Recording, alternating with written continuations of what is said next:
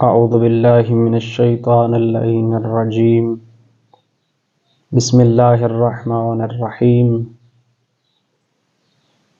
الحمد للہ رب العالمین والصلاة والسلام علی رسولہ الکریم وعلی اہل بیتہ الطیبین الطاہرین المعصومین اما بعد فقد قال امام محمد باقر علیہ السلام لکل شیء ربیع وربیع القرآن شہر رمضان۔ ہمارا سلسلہ گفتگو اس موضوع کے ساتھ تھا کہ ماہ مبارک رمضان قرآن مجید کے لیے موسم بہار ہے، ربیع ہے۔ چند نکات اس موضوع کے متعلق گزشتہ ویڈیو میں بیان کیے تھے، انہی میں سے چند نکات کو آج بیان کریں گے انشاءاللہ۔ اللہ سبحانہ و تعالی نے قرآن مجید کو ماہ مبارک رمضان میں نازل کیا، اسی لیے امام نے فرمایا کہ ماہ مبارک رمضان ربیع القرآن ہے۔ ربیع سے چند ثمرات تھے، چند فوائد تھے جو ہم نے گزشتہ ویڈیو میں بیان کیے تھے۔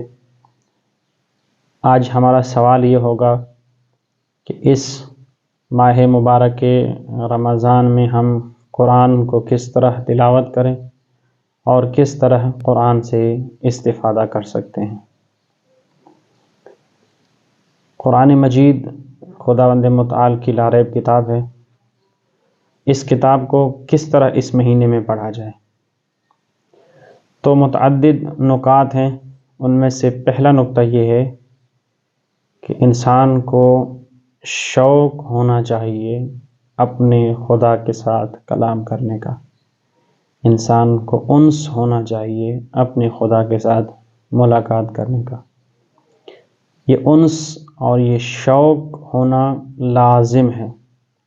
دنیا کے کسی بھی مدرسے میں، دنیا کے کسی بھی یونیورسٹی میں، دنیا کے کسی بھی اسکول میں، دنیا کے کسی بھی مدرس کے سامنے طالب علم، پڑھنے والا شاگرد ان تمام تر موضوع کی جزئیات کو نہیں سمجھ سکتا جب تک اس کا اس موضوع کے ساتھ انس نہ ہو۔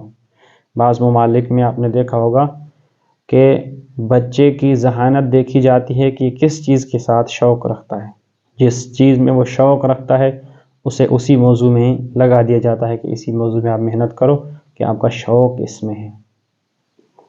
یعنی انس اور شوق ہونا لازم ہے۔ گنہگار انسان نہ اپنی نماز سے فائدہ اٹھا سکتا ہے، گنہگار انسان نہ اپنے روزے سے فائدہ اٹھا سکتا ہے، گنہگار انسان نہ اپنے حج سے فائدہ اٹھا سکتا ہے، نہ گنہگار قرآن کی تلاوت سے فائدہ اٹھا سکتا ہے۔ یعنی کیونکہ اگر اسے انس ہوتا تو یہ گناہ نہ کرتا، اسے شوق ہوتا تو یہ گناہ نہ کرتا۔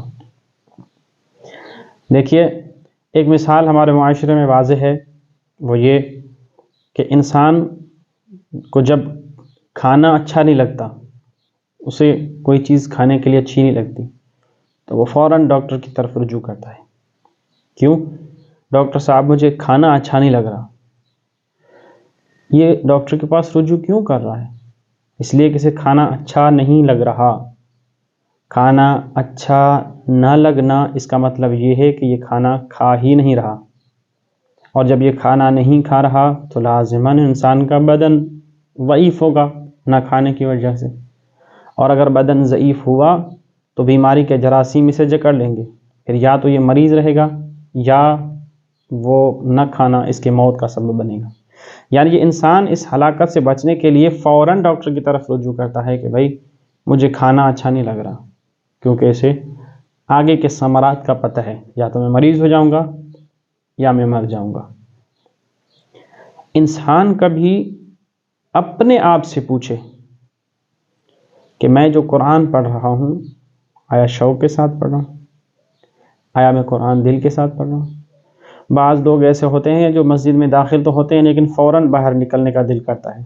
وہ اس وقت کو بہت بھاری جانتے ہیں کہ بھئی جلدی نماز پڑھو اور مسجد سے باہر جاؤ۔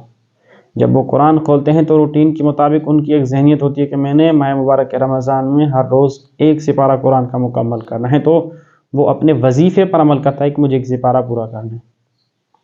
لیکن یہی انسان اپنے نفس سے خود سوال کر سکتا ہے، کسی ڈاکٹر کے پاس جانے کی ضرورت نہیں ہے، جبرائیل علیہ السلام کے نزول کی ضرورت نہیں ہے۔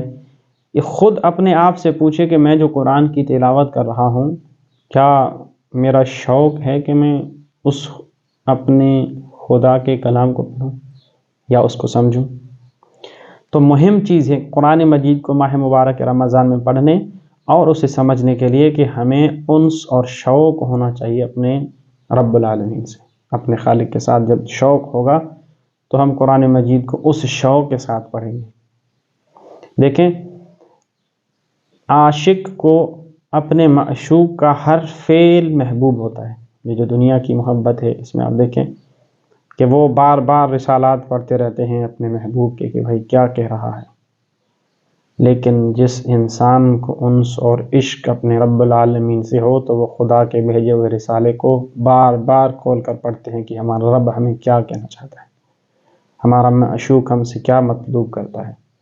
اگر عشق حقیقی ہو جائے اپنے رب العالمین سے تو قرآن مجید پڑھنے کا شوق بڑھ جاتا ہے، قرآن کو سمجھنے کا شوق بڑھ جاتا ہے، قرآن مجید میں تفکر کرنے کا شوق بڑھ جاتا ہے۔ اگر ہمارا تعلق، اگر ہمارے طرف سے ان سے الہی ہوگا تو ہم قرآن مجید کو سمجھ پائیں گے اور قرآن مجید کو پڑھ پائیں گے۔ ہمارے ایک استاد ہیں جو ہمیں یہاں نجف الاشرف میں پڑھاتے ہیں، وہ ہمیشہ درس میں ایک مثال دیا کرتے ہیں۔ ایک عربی کا شاعر تھا، ایک مجنون تھا، ایک عاشق تھا، اپنے محبوب پر بہت زیادہ وہ اپنی محبت کا اظہار کرتا تھا، بہت زیادہ محبت کرتا تھا۔ پھر وہ اس نے عربی کے 6-7 اشعار کہیں جس کو پڑھنے کی یہاں ضرورت نہیں، میں اس کا ایک خلاصہ موضوع کلام کے ساتھ اس وجہ سے اس کو ذکر کر رہا ہوں کہ جب وہ اس کا معشوق اس علاقے سے چلا گیا تو وہ اس کا عاشق اس معشوق کے گھر کی دیواروں کے باہر بیٹھ کے ان دیواروں کے ساتھ باتیں کرتا تھا اور انہی دیواروں سے وہ اپنا لو لگاتا تھا کہ ان دیواروں میں میرا محبوب رہتا تھا۔ پھر اس نے اپنے شعر میں ایک جملہ کہا ہے کہ میرا قصد ان دیواروں سے ملنا نہیں ہے، بس ان دیواروں میں میرا محبوب رہتا تھا تو مجھے وہ عشق ان دیواروں کے پاس لے کر آتا ہے۔ دیکھیں، مجازی محبت میں انسان کتنا پاگل ہو جاتا ہے، لیکن اگر یہی محبت حقیقی رب العالمین کے ساتھ ہو جائے، اپنے خالق کے ساتھ ہو جائے، تو اس کے کلام کو انسان بار بار کھول کر پڑھے گا، بار بار اسے سمجھنے کی کوشش کرے گا، بار بار اسے دیکھتا رہے گا کہ یہ میرے محبوب کا کلام ہے۔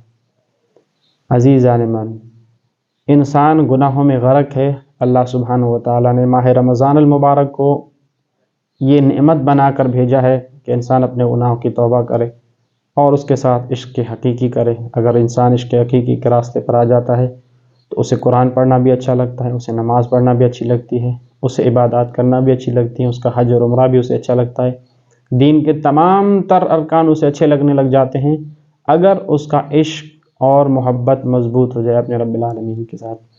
دعا گوئیں خداوند متعال ہمیں ہمارے گناہوں کی توبہ کرنے کی توفیق عنایت فرمائے اور ہمیں عشق حقیقی نصیب فرمائے۔ والسلام علیکم ورحمۃ اللہ وبرکاتہ۔